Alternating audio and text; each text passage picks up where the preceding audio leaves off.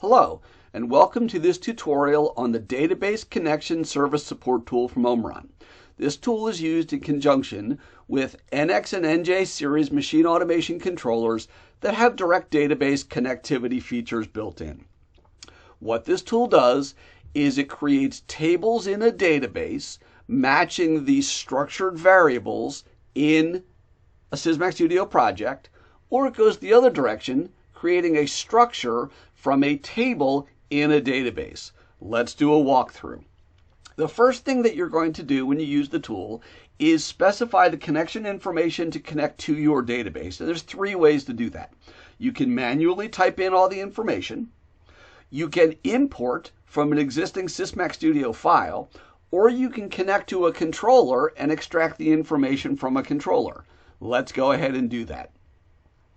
I'm now going to transfer from the controller, and you can see we've now populated the database type, the IP address, etc. I can do a direct database connectivity test, either using the PLC as a gateway or going direct to the database. Using the PLC as a gateway is a great feature if you're connected to the top port of an NX102 or an NX701 controller, and the database is connected on the bottom port. In that case, the laptop would not directly have access to the database, and the PLC is used as a pass-through device. Once we've made our connection, we're going to go to our Structure Data Type tab, and I'm going to transfer from the controller the list of all of the structures in the PLC. And as you can see on the left, this is the structure that exists in the controller. Uploading it, we find all of the member names, the data types, the corresponding data types used in the table in the database, and when we create the table, do we want to allow nulls for each of the columns, and is one of these columns going to be a primary key? I'm going to name the table that I'm going to create my new table, and I'm going to go ahead and create via the controller. The table was successfully created. If I come over and refresh the list of the tables,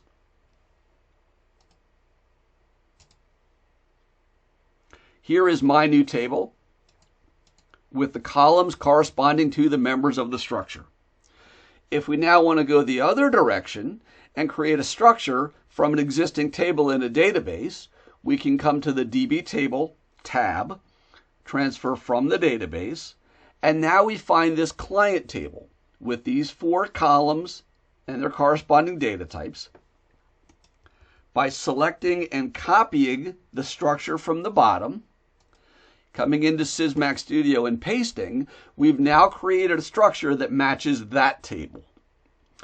The third thing that this software support tool can do is create the structures for a stored procedure in a database. Again, I'm going to transfer from the database. We found a sample stored procedure. If we come down, here are the input and output parameters for the stored procedure. Again, highlight and copy,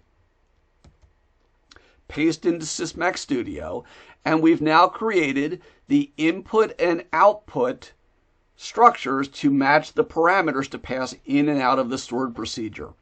I hope this tutorial has been helpful, and happy databasing.